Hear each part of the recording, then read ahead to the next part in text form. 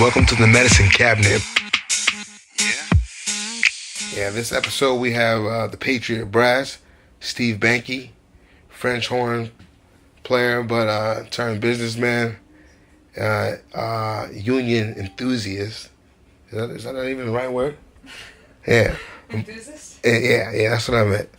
But he's very enthusiastic about what he does and like why he does this for the veterans. And he's really adamant about getting musicians, not just only in New York, but in general, to join with the union. He wants us to be bond together.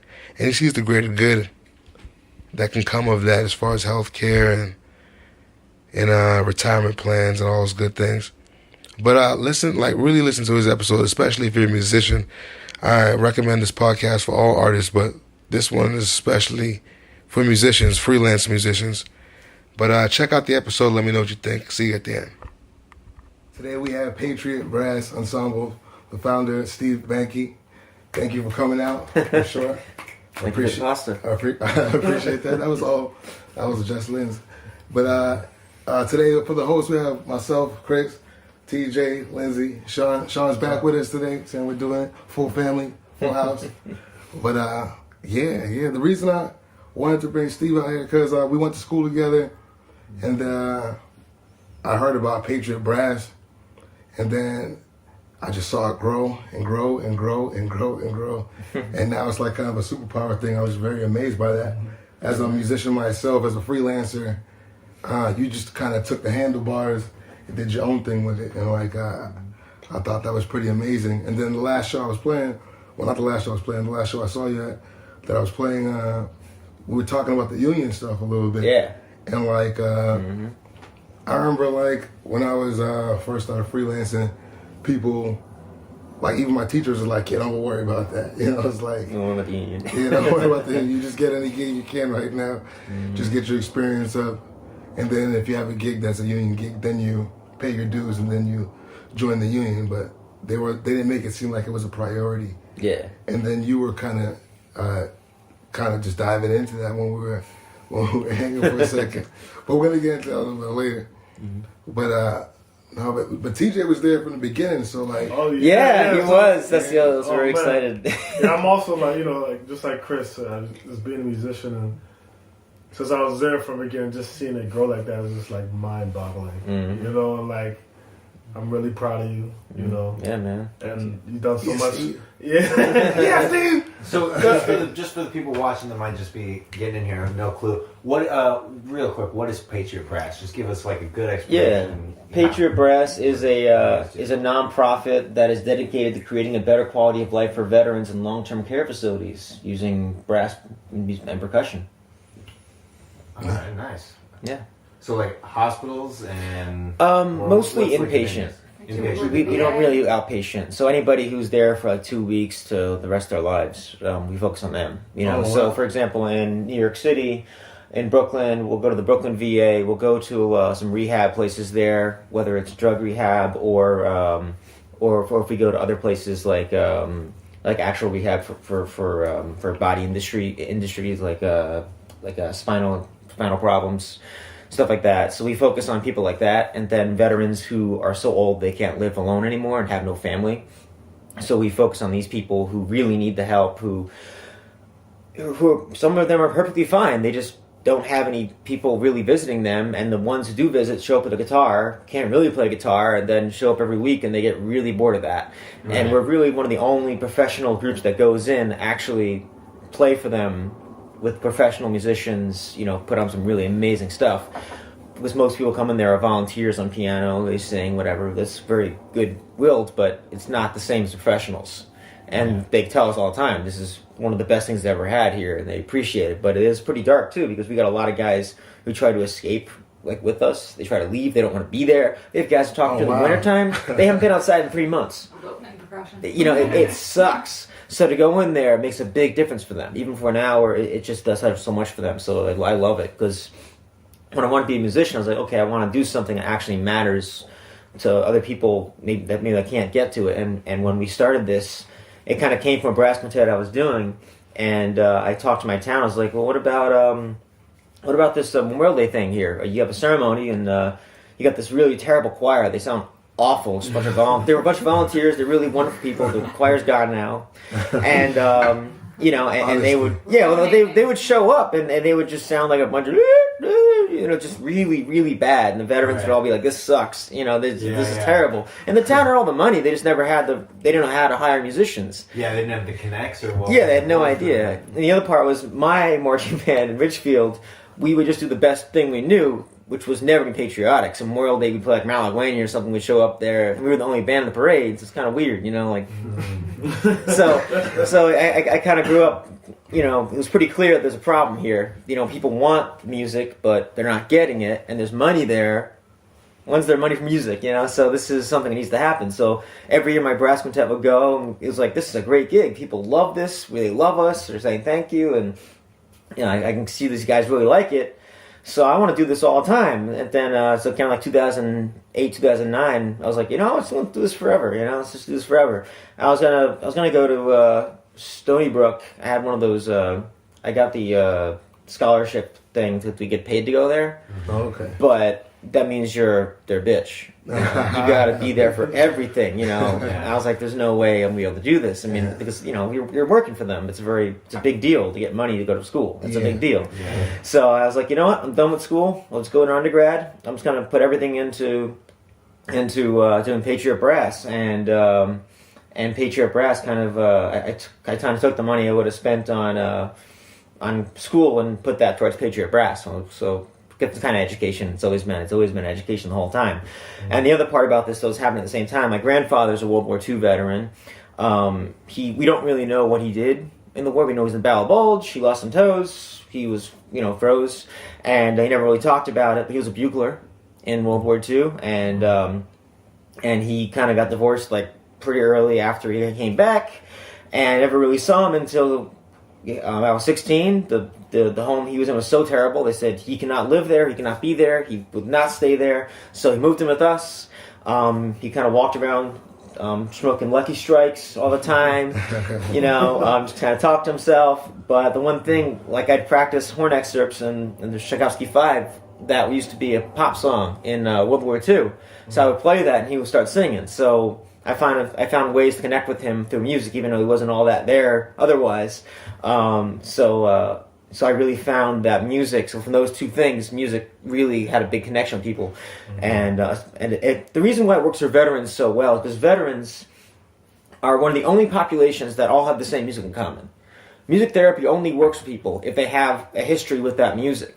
If you play what's like the repertoire you guys are kind of pulling from? Everything. So whoever we're playing for. So for example, like if we go to the VA, if we go to the rehab place, I'll ask them who's in there right now, and they'll say the average age. So if it's Vietnam guys, we'll do some Beatles. If it's newer guys, we'll do Katy Perry. Whatever that is.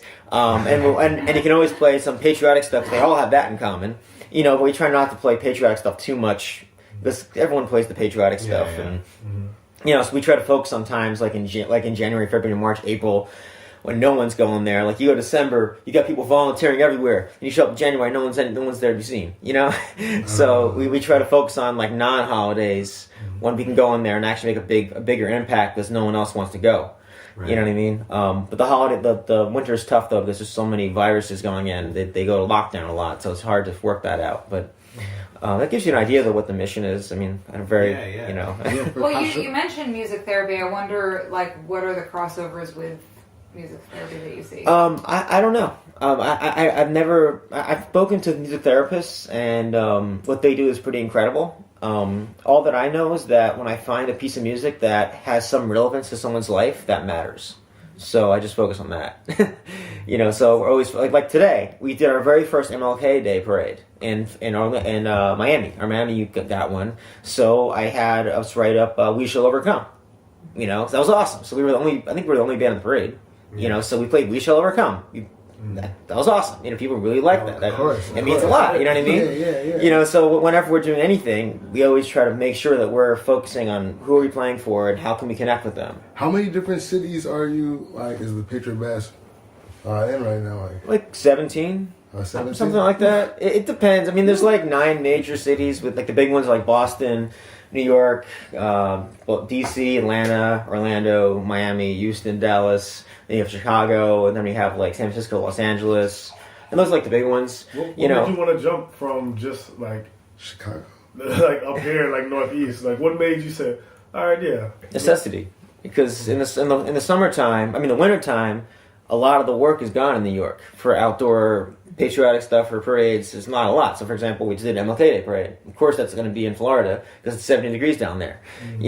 So it works out nicely. We tend to go a lot, because the way we make money for the group, instead of begging for money for donations, which we always love donations, but the focus is always for us has been earned income. So I realized it's much more practical to make money instead of donations going with earned income. And I noticed that in the wintertime we were getting really slow, so I thought, okay, let's try some stuff in the wintertime down south. And we probably get 75% of our income in the wintertime is from the south. So in Los Angeles all year round we do it, San Francisco, but especially the Miami group, we did like 4 events this month. They're busy as hell. This is awesome. I love it. And that's a great way to just have a better income stream, because otherwise it's so difficult to just go from donation to from foundation, to have some kind of working budget. It's really hard. So by focusing on earned income, I think it's helped us keep moving forward. Although we don't make as much as I want, it lets us survive at least. Mm-hmm. So, do you also have like a fundraising component? We do. I just got one of our musicians to start doing that a little bit, to focus on that. So I'm kind of giving that to her because I can't do anything. I'm just so busy. I can't focus on that. Do you do grants or anything?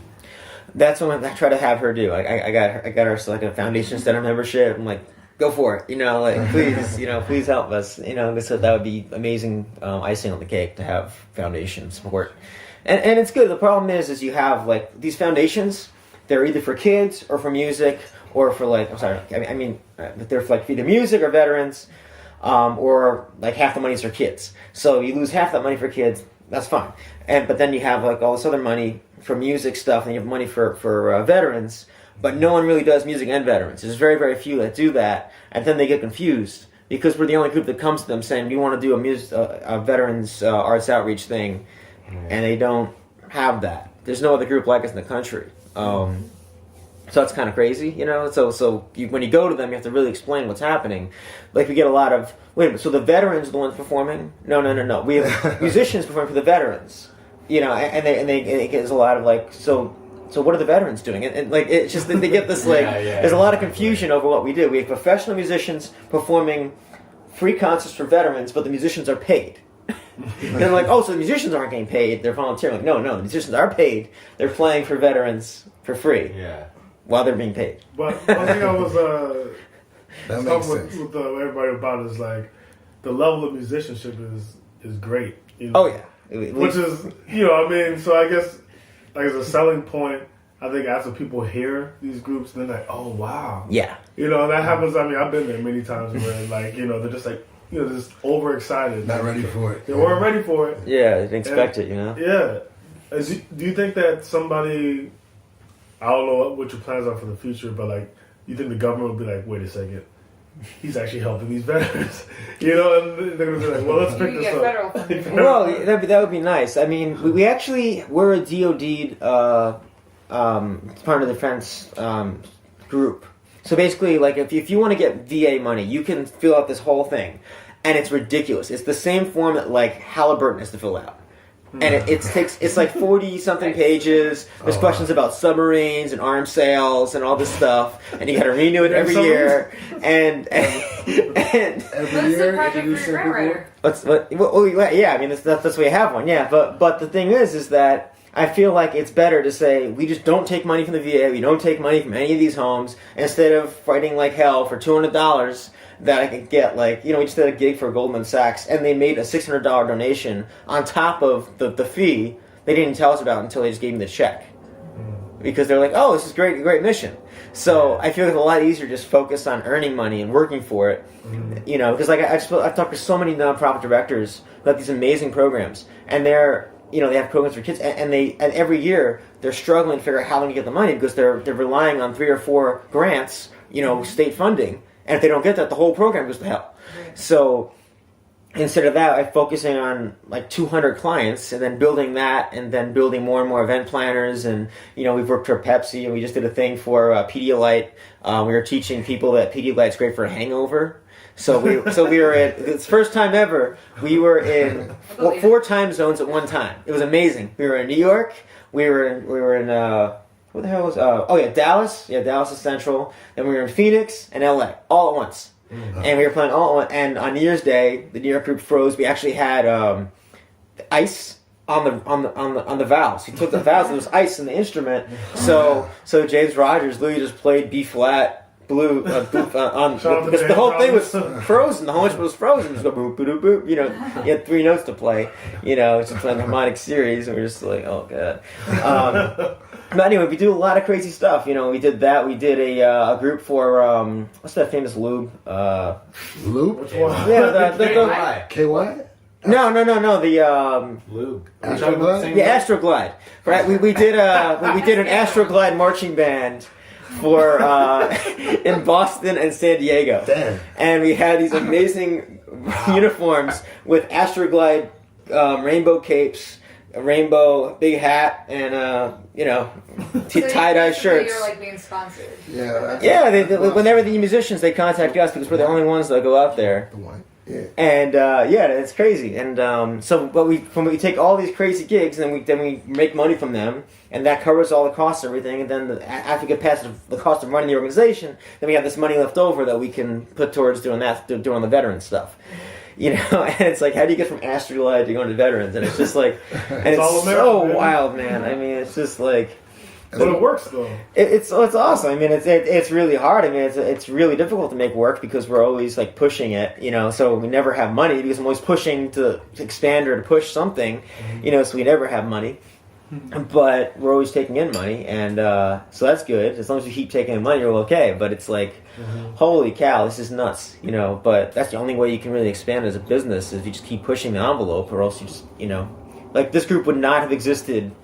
10 years ago. The fact that you're so like tooth and nail, like arm and hammer with the earned money, is that why you're so into the union? Like, yeah, well, the union stuff is interesting because the union stuff comes from. So my wife is an awesome horn player, and so we are on union health insurance.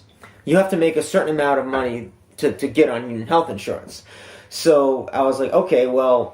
Healthcare is so difficult. It's a great plan the union has, and it's like only a few $1,000s a year if you do that. Over the whole year, it's amazing for a family of 4. So, one way I can help is actually have us is get union health plan money going through Patriot Brass. So that helped me since I'm a volunteer director. I don't get paid as director. I'm going to get paid as a musician. So one way I can help. Make it more affordable in the long term to Patriot Brass is to help with the union contributions. And we have so many musicians who are on the edge of making those contributions, and that are like the Radio City brass section. I think like 3/4 of it were our guys. It was amazing. Like it was just like nuts. It was just crazy. They're so good, and probably half of the group is already union anyway, and it's good, to try to build up a more sustainable future for musicians. So, in order to go union, you have to do a number of things. One of the major things you have to do is federal law. You have to become an employer. Becoming an employer is a huge pain in the ass. It is really, really difficult. What steps do you have to take to be an employer? What extra steps do you have to take to be? Well, I mean, you have to get a workers' comp policy, which is like a few thousand, I think it depends on what your field is. Like the government decides by the number of employees, by what you're doing, and it goes through a whole mathematical formula, and you talk to an agent, it takes like a month, and you figure out how much it's going to be per month, and that's by the number of full-time equivalents, not the number of full-time, nothing. So we have we're going to have 200 part-time employees who are working, anything between 3 and 20 hours a month. So, and a full-time equivalent would be 30 hours a week.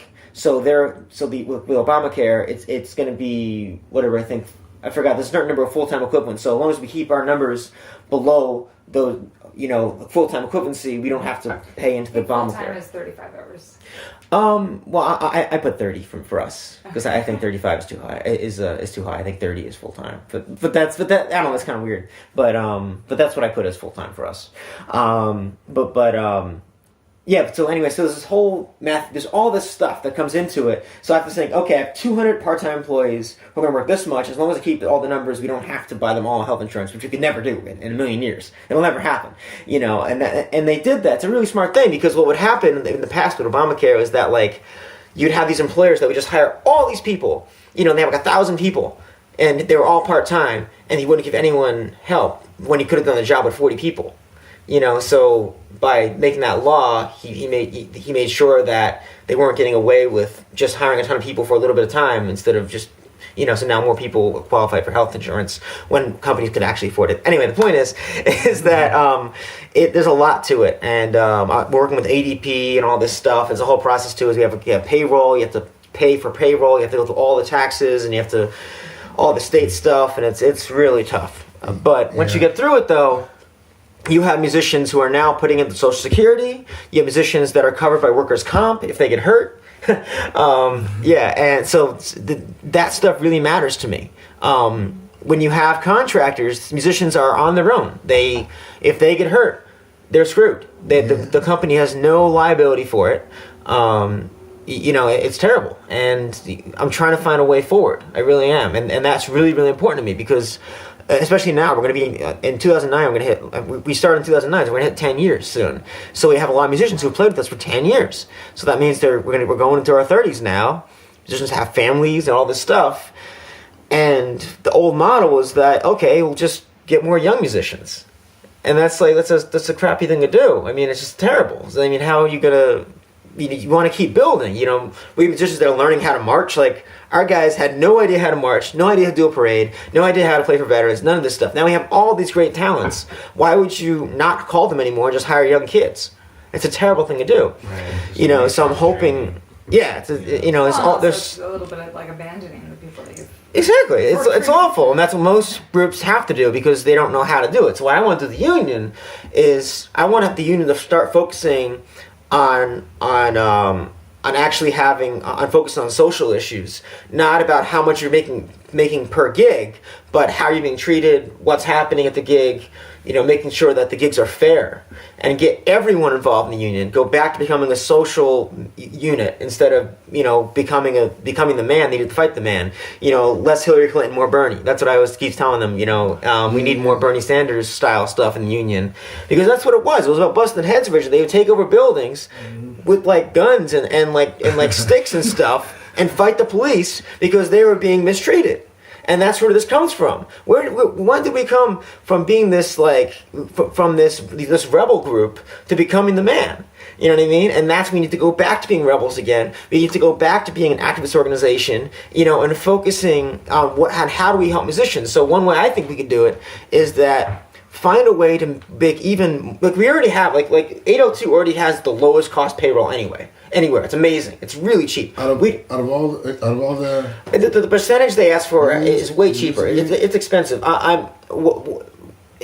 Payroll's really expensive. And that's one of the major reasons why most people can't become an employer because the payroll. We're paying $300 a month plus $2.95 per check. I'm sending. So you're putting like 200 checks. That really builds up. The union does it on a percentage basis, so it's a little cheaper for us to do ADP because not only that we can use the whole country at once, but we can also save a little bit in mass, so it's a little cheaper. But for everyone else, the union's cheaper. What I want to see in the union is to get even cheaper, maybe even free. And make that, because that's the biggest thing holding groups back from becoming employers is payroll. Because you have to split up all that money, the taxes, state and federal, benefits, all that stuff has to be done and correctly, or else you're really screwed. So it's expensive, but that's what I think the union should do. The union should be in the business of helping musicians become employed and helping groups become the employers. And that, if we focus on that instead of how much they're actually making, So take a group that that pays $50 a month. Say, fine, pay $50 a month. We'll give you, just get into the union.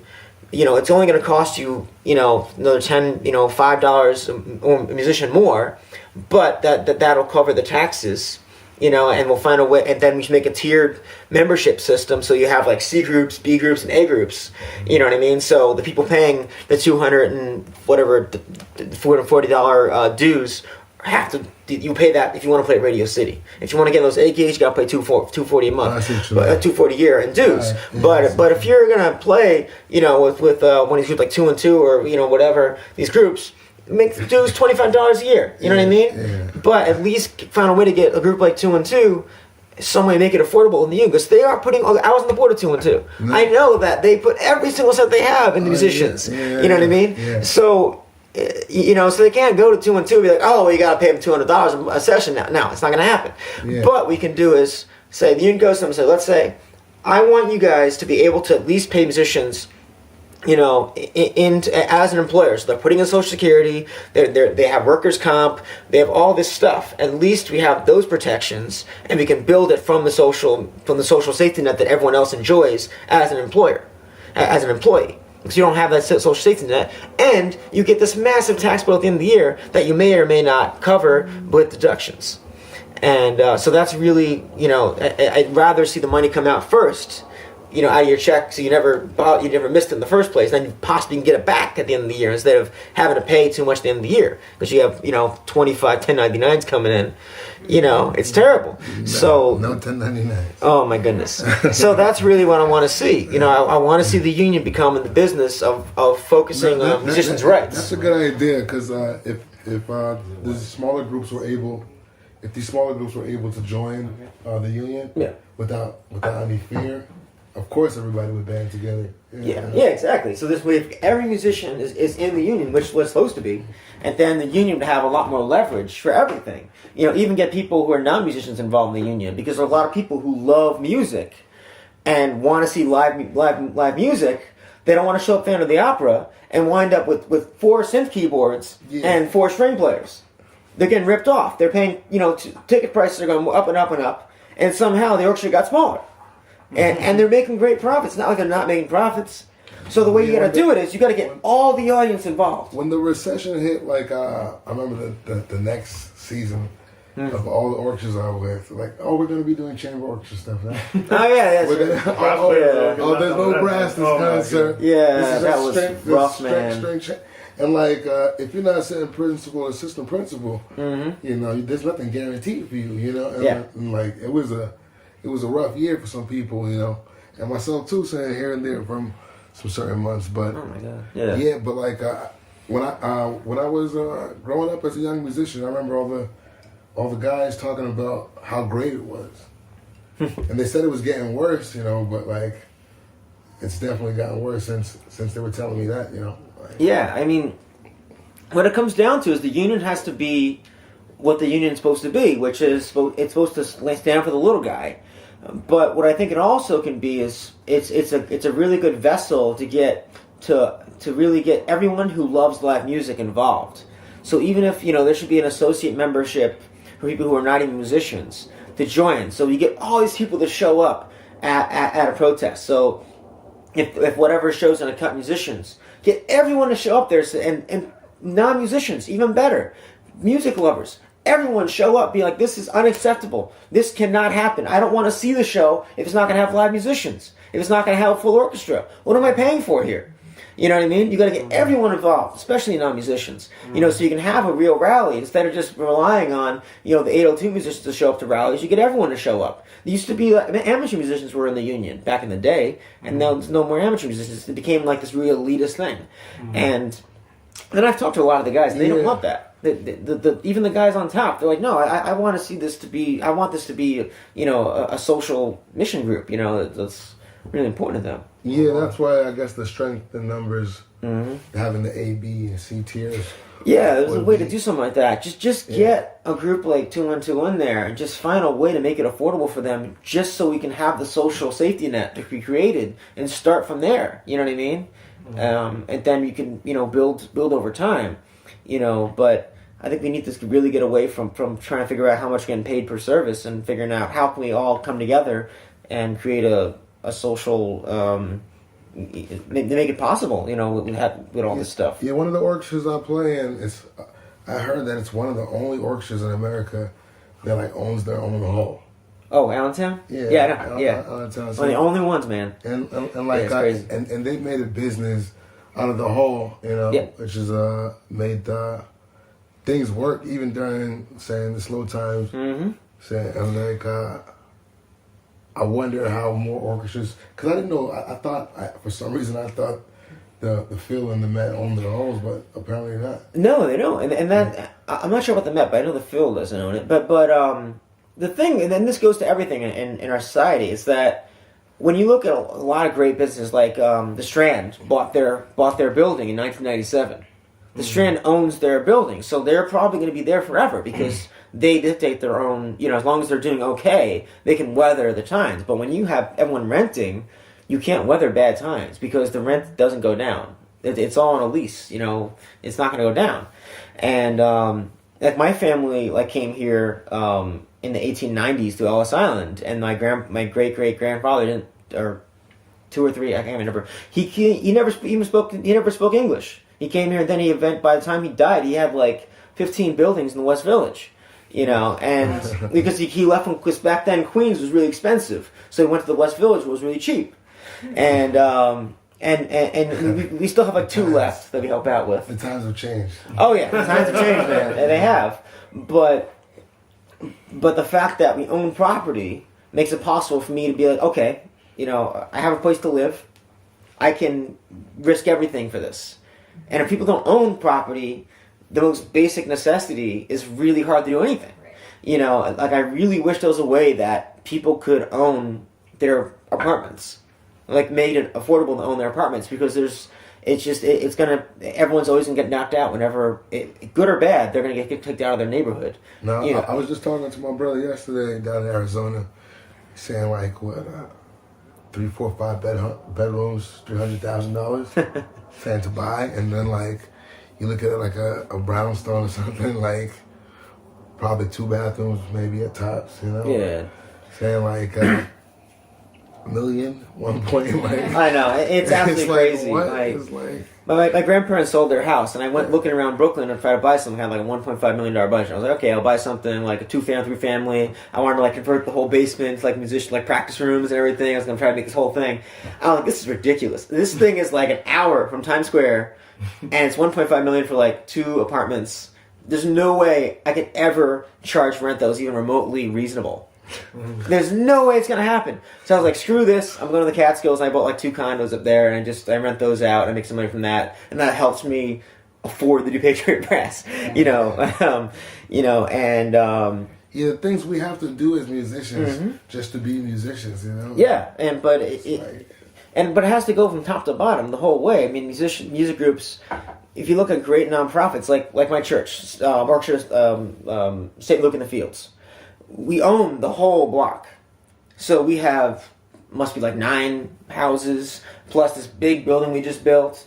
And so we have this amazing LGBTQ youth program every Saturday night. We have one of the foremost AIDS dinners every night that just ended every Saturday night. I forgot what it was. And we have all these social programs, and they're all paid for by the property. As parishioners, we give money, but everything's paid for by the outside business. Look, Trinity Church. That church is incredible. They own so much of Lower Manhattan. People have no idea. They just send millions and millions and millions of dollars to Africa every year, just from rent, because they own the land. So you think it's in terms of being in this country and creating a legacy for your family, that property is... You have to buy. You have to buy property. Because it's the only thing that, no matter what happens, it'll still be there. Property over Bitcoin. Yeah. Exactly. That's what I believe in. You never make really fast money on it, but it's the most basic thing. And if you own something like that, you can give it to your kids. You can make money on it. If you get hurt, you can live there, and they're not going to kick you out. Unless somehow you don't pay your taxes for a million years. But it's the most basic thing, and it really makes me upset because I can see how much that's helped me that I've been able to just risk everything and because I have a place to live. Not like the thing that like don't feel like that, because another thing that's great about you is you provided jobs for a lot of freelancers. You know what I'm saying? And like I walked around and heard people praise you for that. You know, and like. It's hard to find brass players who have not done a Patriot Brass.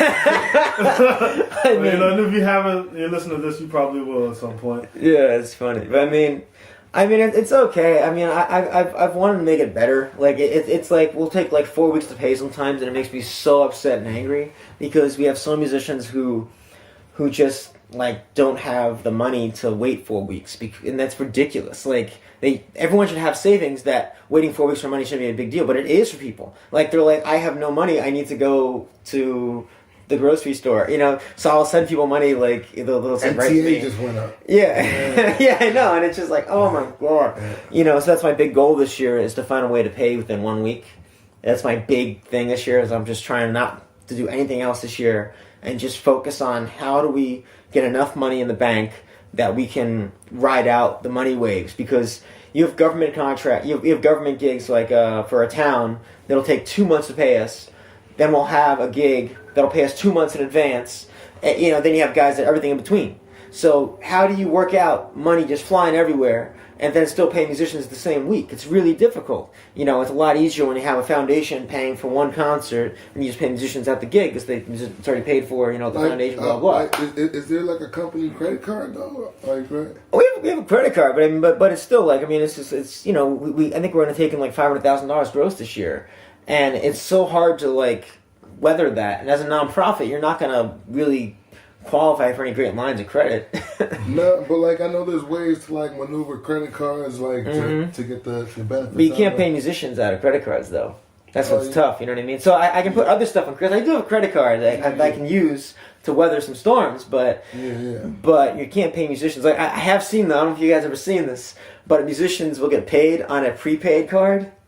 Oh, sure. I saw this, and that's because whoever was booking the thing had to use a credit card. And the only way you can do it is, I've seen people use a credit card and then put it onto prepaid cards and hand out prepaid cards at gigs, like a prepaid Visa. But you can't take the money off the card, so you gotta like go to Applebee's and eat dinner. Right. You know?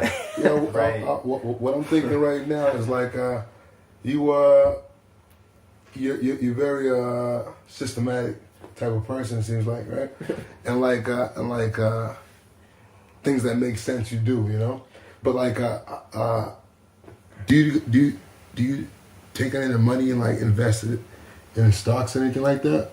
I just want to have enough money to like survive like each month. Like I would love to do that. That's definitely that's like creating a what do you call it? Oh my god, I can't. It's so embarrassing. I remember it's called a endowment.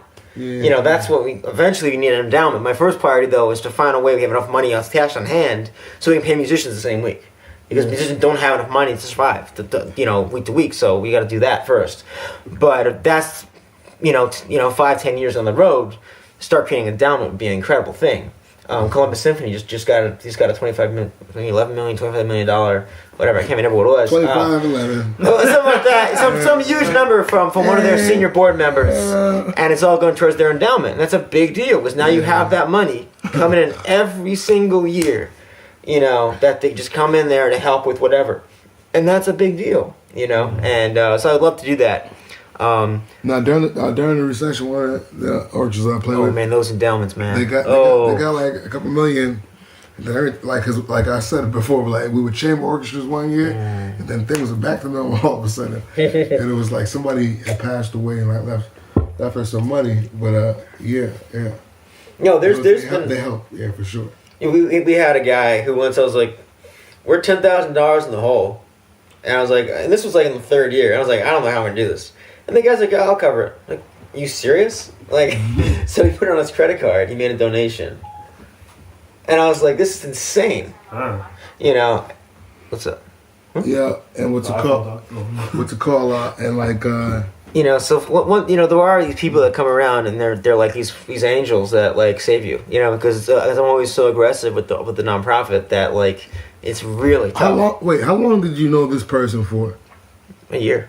A year. But this person was really into the mission. Like, it was... So he had family members that were veterans? Oh, this person was a veteran. Oh. Yeah. And so this person knew us. I was like, did this really just fall in your lap? Like, no, I knew the guy for a year, and he was like, I was like, man, because most people, I don't expect a lot from the people, like to get help on the board. It's great, people donate on the board. We all donate what we can, but that was huge, and there's always been, like, my family's always helped out. They always make big donations to help out with whatever, so that's how we keep pushing it. And that's what it comes from. You look at even big companies, there's Stony Field Farms and all these companies, they just get, like, they keep getting rescued left and right by whatever family member has some money. So when you think about, like, inequality in the country, that look at this. You can see it. I've lived it. You see, like, okay, if my family didn't have money, even though we're probably, like, we were middle class, now we're upper middle class, just because I think the bar went down. I think we got pushed up, we didn't make more money, but now that we're upper middle class, you can see that, okay, we can weather storms. If something goes wrong, just take something out of savings. Just take something out of this. We'll be okay. So how do you expect people who come here with no money or have, come from bad places, not bad places, but, come from disadvantaged places, and how do you expect them to start a business and do all this stuff? Because the guys that do start the business aren't geniuses. We're just ones keep getting saved. You know what I mean? Let's go back then. How did Patriot Brass start? Patriot Brass started by my family made a big donation. They're like, okay, well, if you're not gonna do a master's, let's put that money towards starting Patriot Brass. So you push that out there, and then organically, I was like, okay, well, I need more money. These guys keep asking us for marching bands. We don't have any uniforms, so I better just buy some uniforms somehow. Yeah, it's crazy. Like when I was going to music school, when I was in school in Boston, and when I was in school in Boston, everybody at this particular school was like going to be a musician, And then I came to New York, saying this one school I was at, a lot of the kids from my studio were like, they quit bass and they have other jobs. And not music jobs, I'm talking about like lawyers, other total shit, And I'm like, damn, I have to do this music because I don't have enough money to get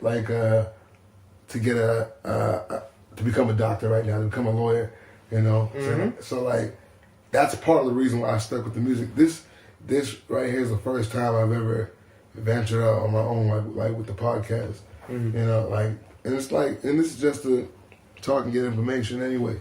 It's not even a lucrative type of thing like that, but it's the first time I decided to take time away from something that is not music, and just try something else, just because I was scared financially, Yeah. So what you're saying is ring some truth in my ear. Absolutely. But then you have people who come from nothing and they make great things, but that's really hard, and it's not fair that people have to do that. And the most basic thing we should have in society is the ability to get an education. That's the most basic thing. We should all be able to get educated so we can do something. If you tell the American dream, by putting, healthcare on the backs of employers, is that really pushing the American dream? What's more important, though, healthcare or education? Both those things are important. You can't. There's basic things you have to have. Oh yeah. Okay, if you have money, you can get those things. Yeah. But those should not be things that employers should have to worry about. Employers should not have to worry about how am I going to find talented people that know what to do for my thing. That it should be something that people should be able to come there knowing already how to do, and that's going to take job training. That's the government providing the education. Because a lot of people don't have the money to pay for that education. And the same thing goes for healthcare. It should be universal healthcare. This way you can have people just focus on business, focus on doing amazing things. Why are we worrying about healthcare? Why are we putting the healthcare on the backs of people who are supposed to be making jobs? Yeah. Just to play like a little, saying, DA, like devil's advocate, let's go. One of my boys, we're talking about like taxes and stuff like that. He's like, Chris, man, like, why do you want to take my money? And like, this is my boy from second grade, you know? And so, of course, I can't get mad at him, you know? But like... In terms of what? Like... Because of how... taxes? Just taxes in general. Like, Taxes in general, he prefers the lower taxes. And I'm more on your mind path of helping, you know? Yeah.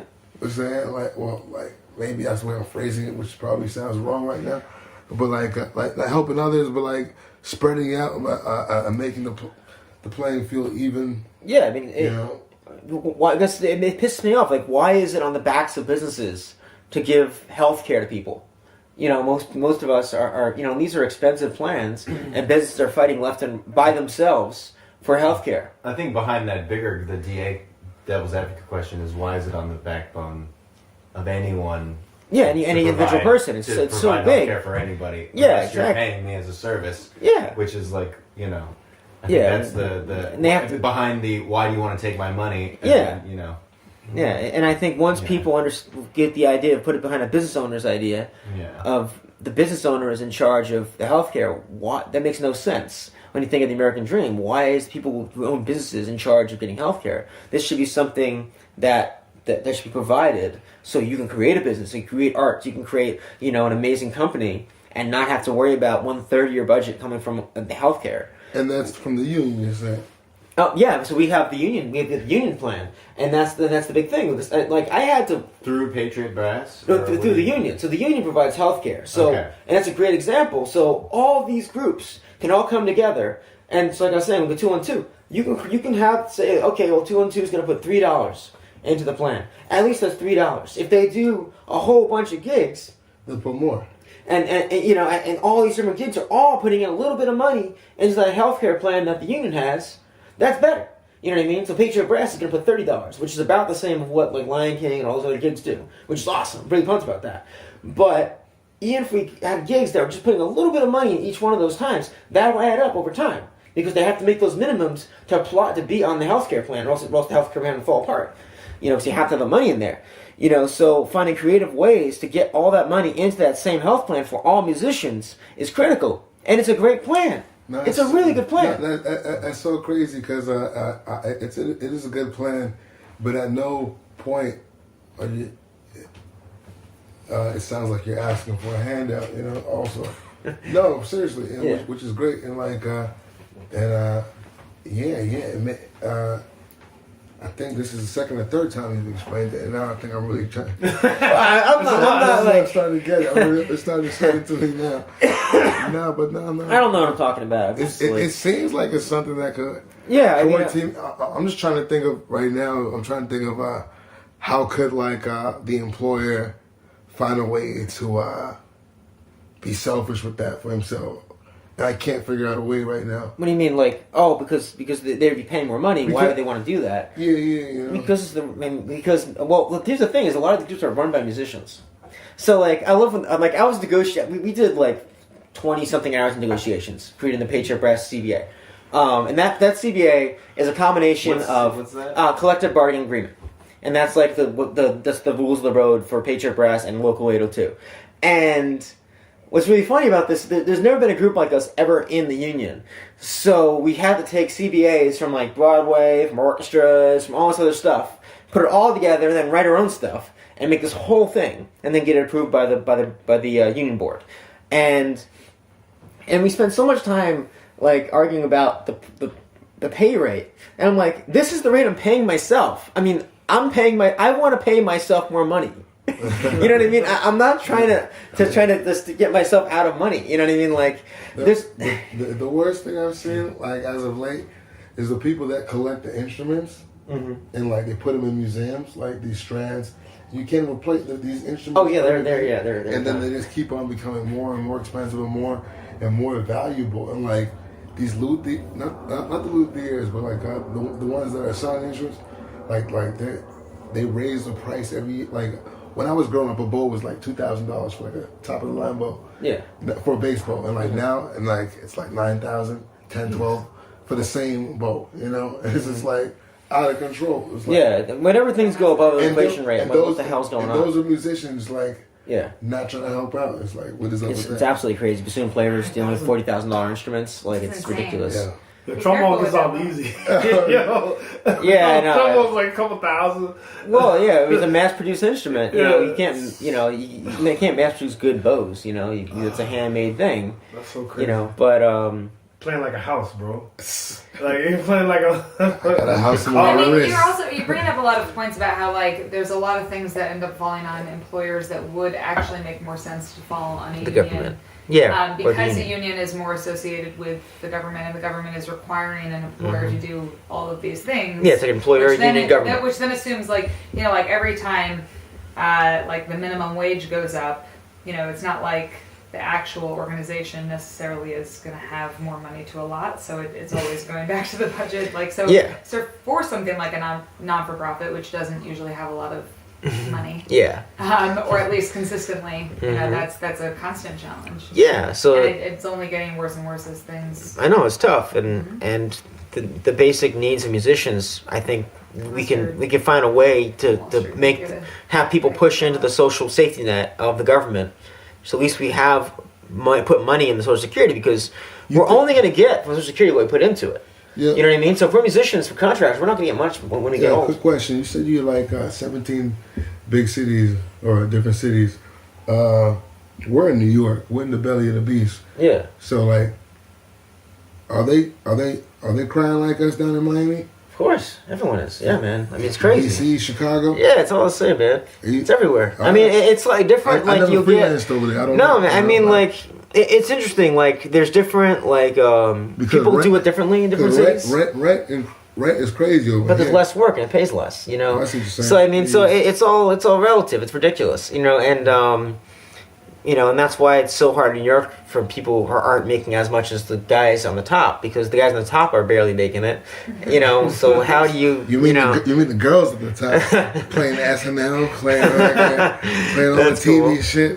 That's awesome, But no room for guys.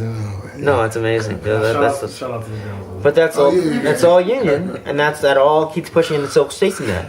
And I want to see it all in there. I want to see everything going in there, signed some way we all put into it, And no.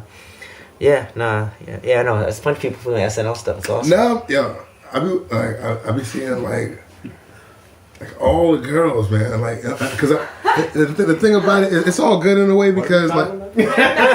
No, the girls. like back in the day, At least. the first curtain audition. The reasons for the curtain auditions was because it was like very sexist. Like women wasn't really getting a chance in the orchestral string world, well, just orchestral in general. Mm-hmm. And then like now, if you look on TV, when you look at these string gigs, it's all women, and like. I'm just jealous of it. I'm not mad at it, Well, it's interesting. Like you're talking about something like, because Patriot Brass, we have this stuff. We'll get requests for like, if we do like Jewish events, for example, they want separated groups. So what I'll do is I'll have they want separate. They don't want mixed sex groups. Yeah. So what I'll do is we'll have like these like all male groups. I thought you said segregated. I was like, Your Jewish partner just wants segregated groups. I thought the same shit. I'm like, I'm not gonna say no. And what I'll do is, if we do like a gig that doesn't matter, I'll have an all-female group going.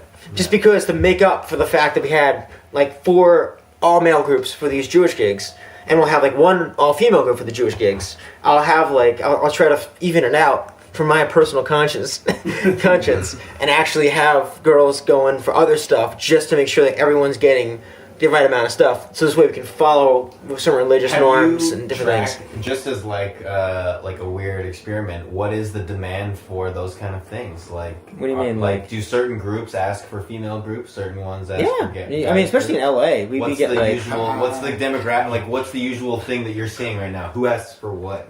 Well, I mean, the Jewish stuff is always going to be, as far as I can remember, I think it's going to be pretty much forever, separated sexes, but.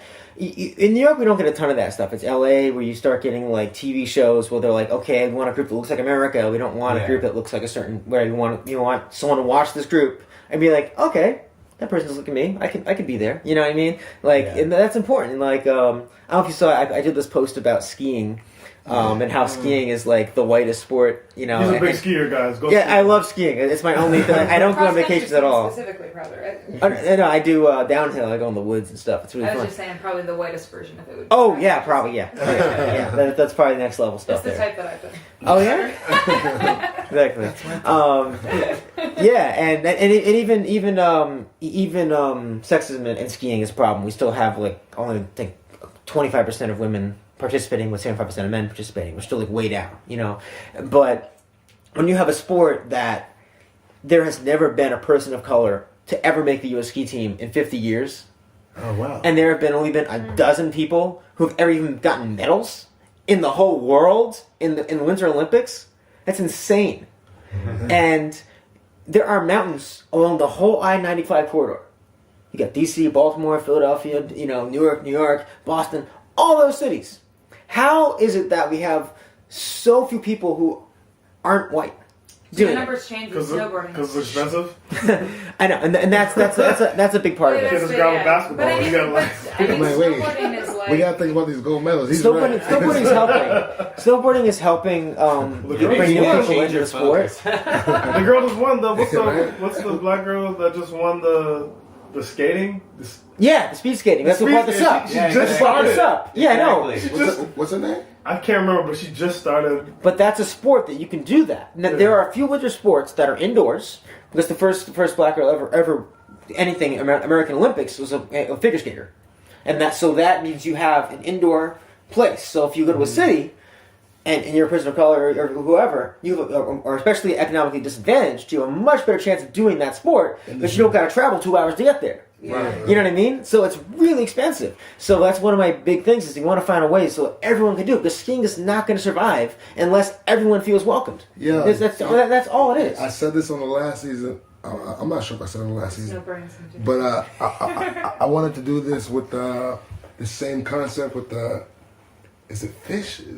Fish concerts. What? What are you talking about? Fish is not going to survive. No, is it? listen. They're fine, Chris. They don't need. They don't need people of color to go to the I understand people of color don't really go to those things. You know what I'm saying? It's not But going we to survive. It's not gonna happen, They're bro. gonna have But we need to raise money so people of color can go experience. No, because when I talk to these fish motherfuckers, they be mad excited, and like I feel like Chris, leave it alone. Just leave it alone.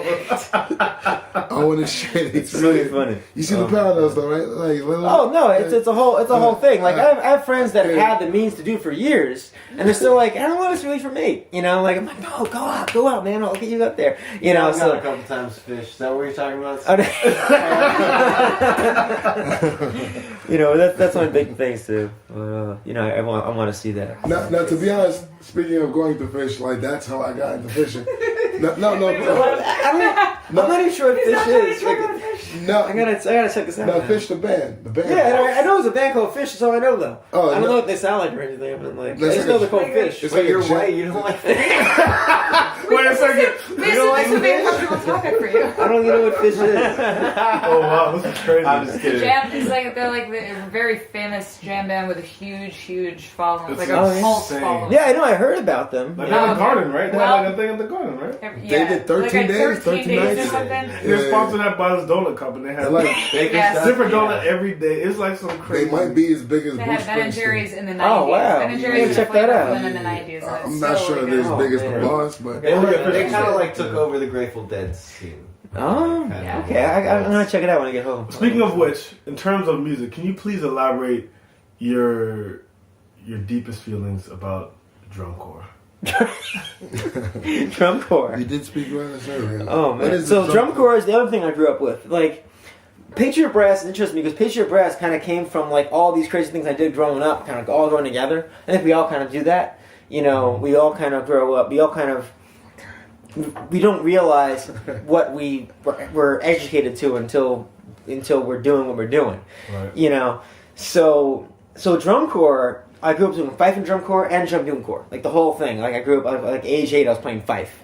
You know, like fife was the first thing I learned. And I did that, and like reenactments. We go before horn. What? Can Yeah, you before explain horn, what yeah. kind of Oh, wow, chords wow. that are- Yeah. So fife is like a little flute that you just use for signaling people to do things, and it was used in the Revolutionary War. It goes all the way back to the Is it the 1600s. thing that's used in Charlie and the Chocolate Factory? In what? Yes, Charlie and the Chocolate Factory. It's in that? You know, he's called up. He's like. That's just a Is that what it is? whistle, man. Yeah. That's not a fife. That's not- A oh. fife has a bigger bore than a whistle does. Okay. And wait, that makes it sure it's louder. Facts. Yeah. What's a drum corps? Yeah, and so drum corps comes from this history of like musicians fighting with alongside soldiers and giving them signals. So you'd have the drum corps, and then after the Civil War, it kind of became more and more obsolete as a signaling thing. And the French used bugles all the way till like Vietnam. It's pretty dangerous, 50s. right? I mean, Yeah, the but musicians are you were strapped? shot at because you were the signal guy. So like you were paid a lot more, but you were being shot at constantly. And this is the biggest bullshit thing ever. When here's some bullshit is that the bullshit is that they give you a sword. This fucking sword goes this long. Okay, Right. it's called a mission short sword. That's all you get? The guy going at you has a bayonet on his thing, okay? Yeah. I don't know what the numbers are, but let's say the musician's short sword, but your arm is Okay, 12 feet. The guy with the bayonet is 14 feet. How's that going to protect you?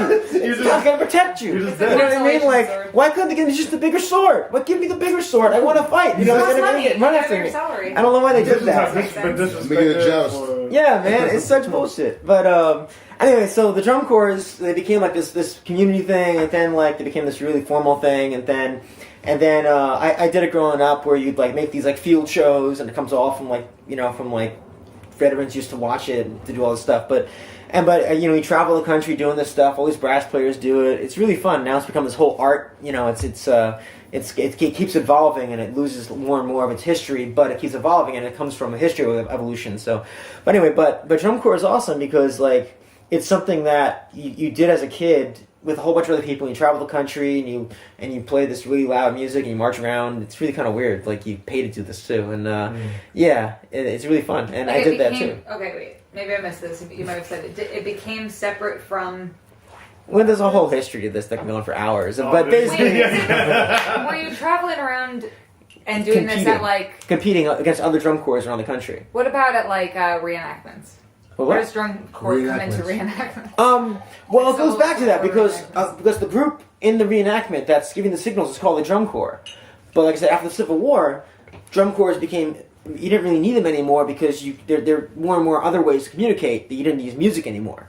So the musicians started doing other stuff, and you had these drum corps that had all these people that were in the military. So they started their own groups, you know, and They that was started playing for veterans. well, exactly. That's a big part of it. Is that Susan? this is a big thing. Sousa, exactly. He was a veteran. It all You know, connects. and this is actually one of the bigger things on Patriot Brass is you have this. In the United States, if you want to be a group, you have to now have all this insurance, you have to have all this stuff to be a group. So when you used to have these mom and pop groups, Just to live, you know. It's like yeah, crazy. you had these mom and pop groups that would go out there, and you know, and they would have the kids go out from the local community church, whatever they're sponsored by the church, whatever, and it was something kids would do. So in New York City, you had dozens and dozens of drum corps in communities all over the place. The kids would get together, have fun, play, go on a trip. And it kept getting more and more expensive, and then you get less and less civic engagement. People aren't getting together anymore. They're staying online. They're not going outside. You know, so you don't have the Elks, you don't have the Lions, you don't have all these groups that are getting together anymore. So the civic engagement part is also going down. So Patriot Brass. From when I marched in 2000, I have seen almost every drum corps, every group, they're almost all gone.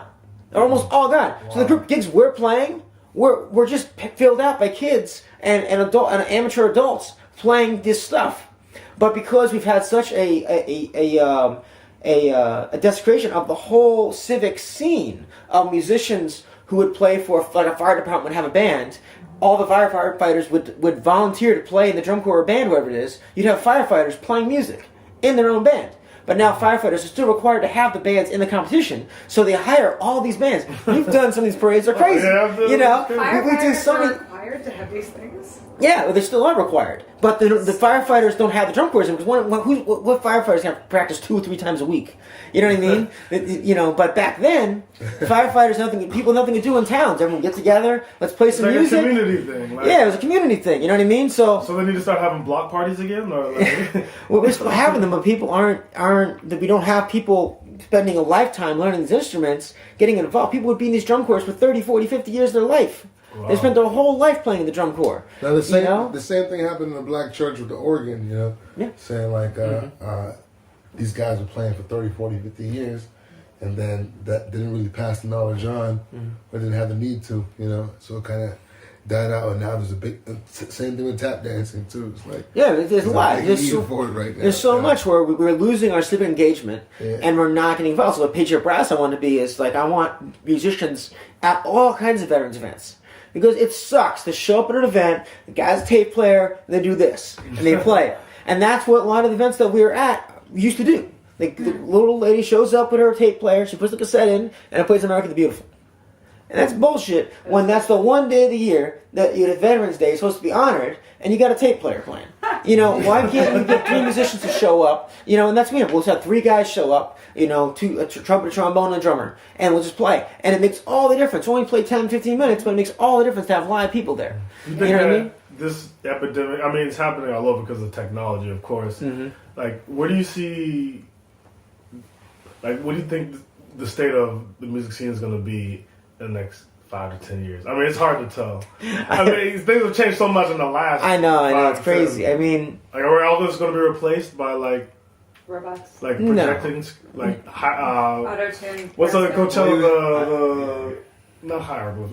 Holograms. Are we just going to be holograms? That's up to us. I think. Because the reason why Patriot Brass works is because I found something that no one else is doing, and those are the best businesses. I've always done this my whole life. The reason why I play the horn, and this is great. So I got to tell you guys about this. This is like my favorite stories. Okay, this is so I picked the trumpet because I wanted to get out of class, and I heard that if you join the band, you have to have a lesson. So you got to pull out of class to have a lesson. We didn't have learning instrument day, so he showed me a picture of all the instruments. Like, which one do you want? I'm like, I don't even know what this thing sound like. I don't know what this is. The trumpet had 3 buttons. I'll go with that one. I don't want to do a lot. So I was always the worst guy in the class. I stuck to the trumpet for 3 years. I sucked it up. And I got a little better, but then 8th grade came around, and there were 1 million trumpets. And this sucks. There's 12 trumpets. Well, what am I going to do here? And then there was this girl I liked playing the horn. And she was the only one playing the horn. She didn't know by herself. I'm like, well, can I play the horn? I got you.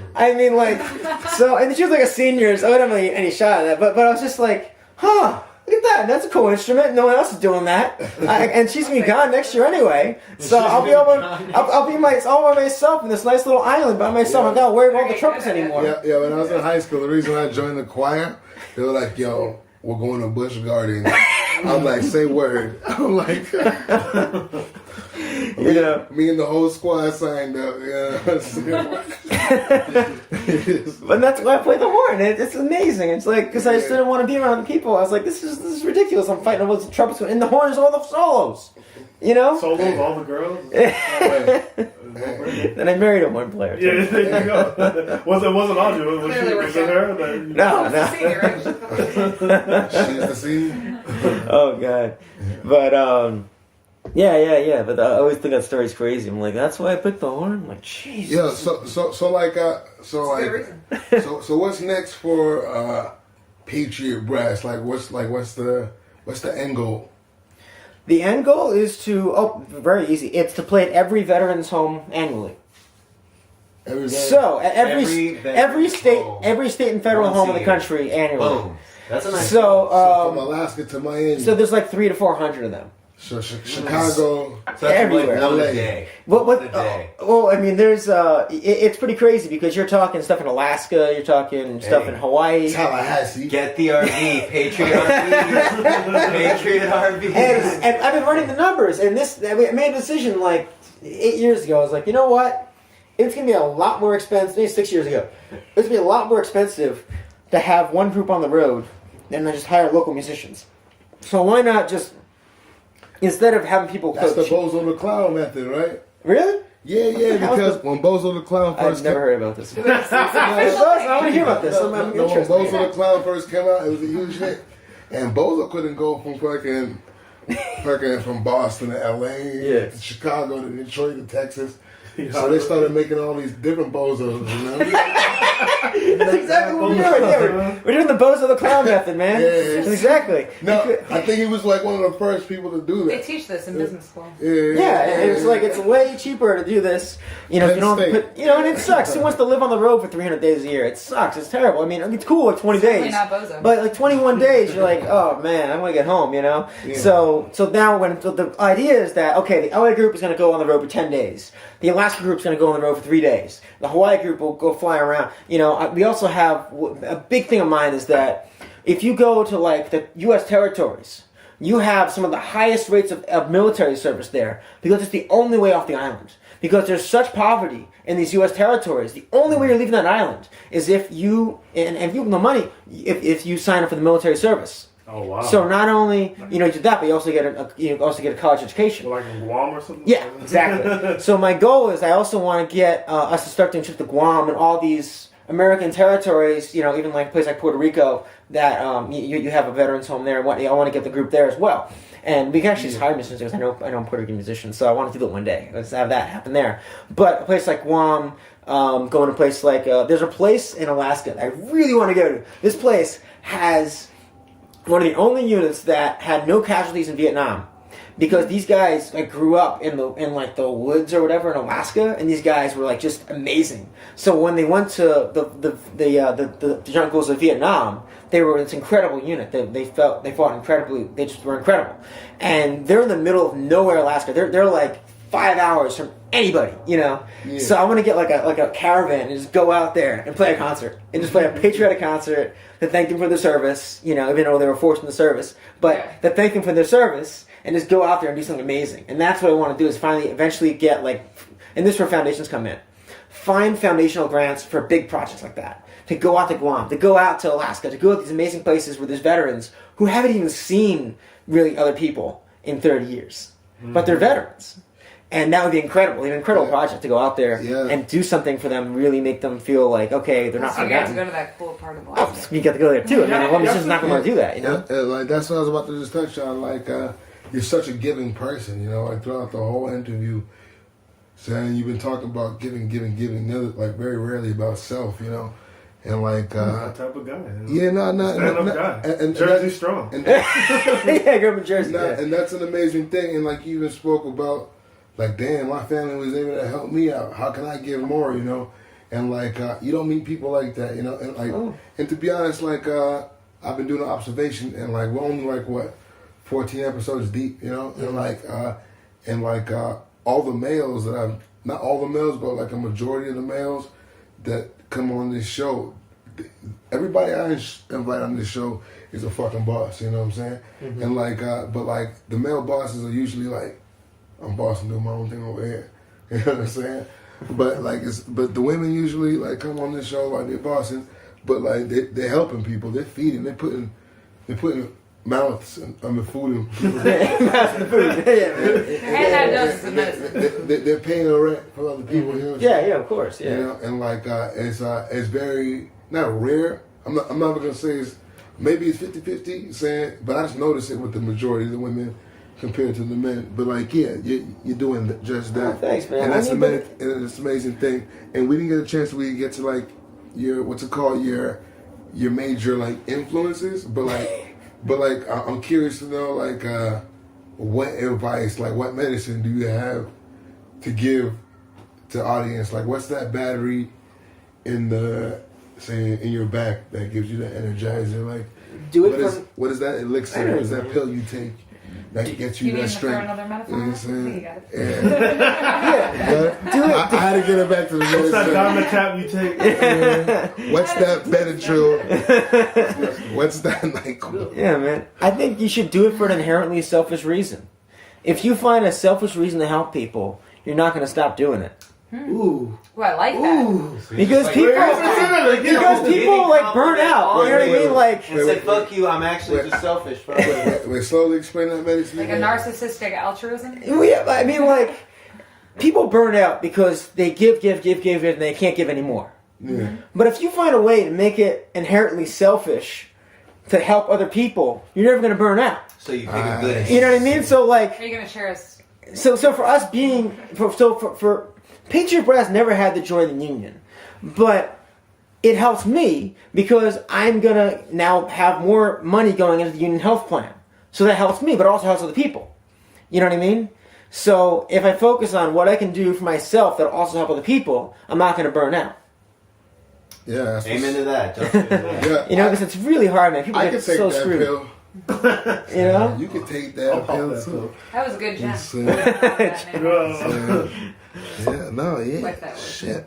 But you know, I gotta tell you one thing though about you know Mark Gould, right? Oh, Shout out to Mark Gould.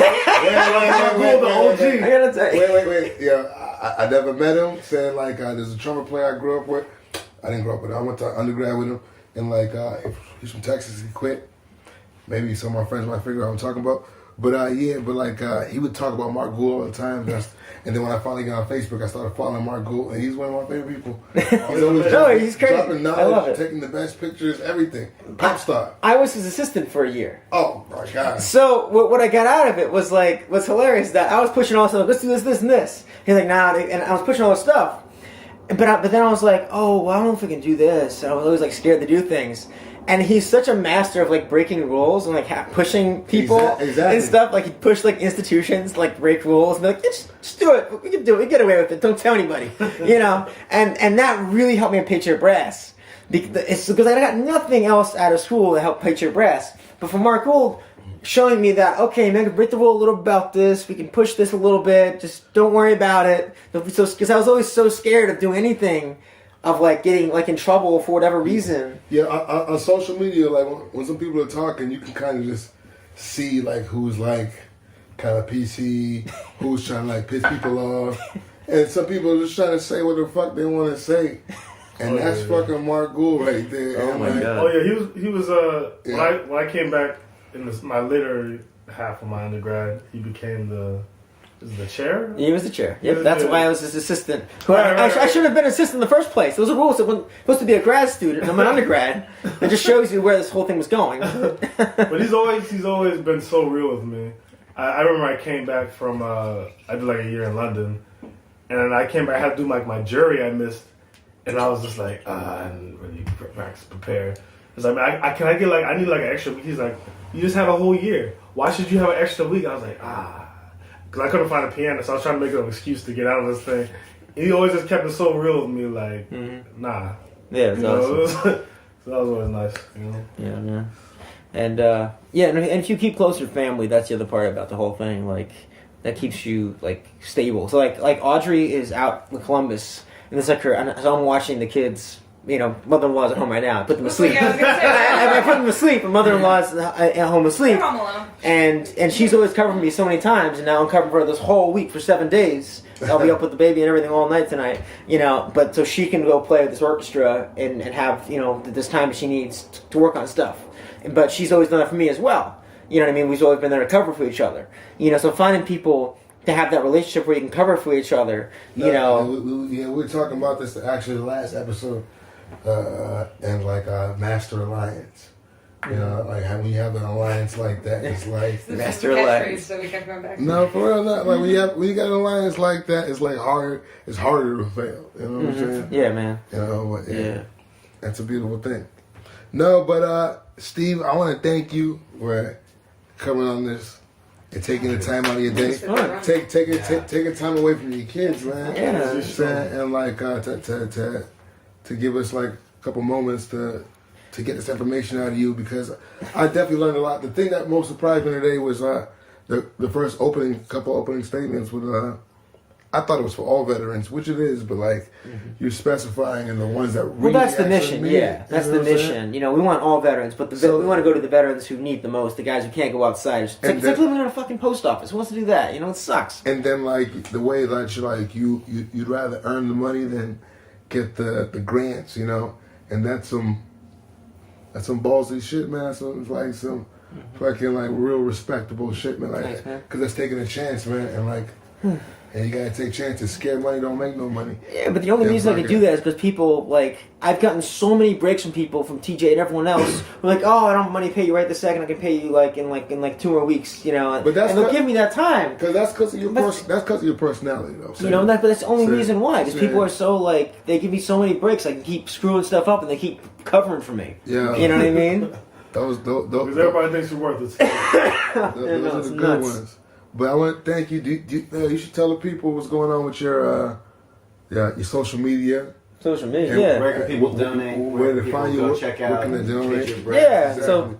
so we're at patriotbrass.org. You Google us, Patriot Brass Ensemble, make a donation. We're all over the country doing all kinds of cool stuff. We can do a concert by you guys. You can sponsor a concert if you want. $500, $2,000. Whatever, man. It all goes because we have money coming in for an income. You combine those two, it works. Hey, make it work. Mm-hmm. All right. Well, All right. bravo, man. Great to meet you. Yeah, it's Yeah. good meeting you guys. Yes. Another good one. All right. Till next All right. time, y'all see y'all Peace, soon. Madison Catman. Yeah, that's Steve Benke.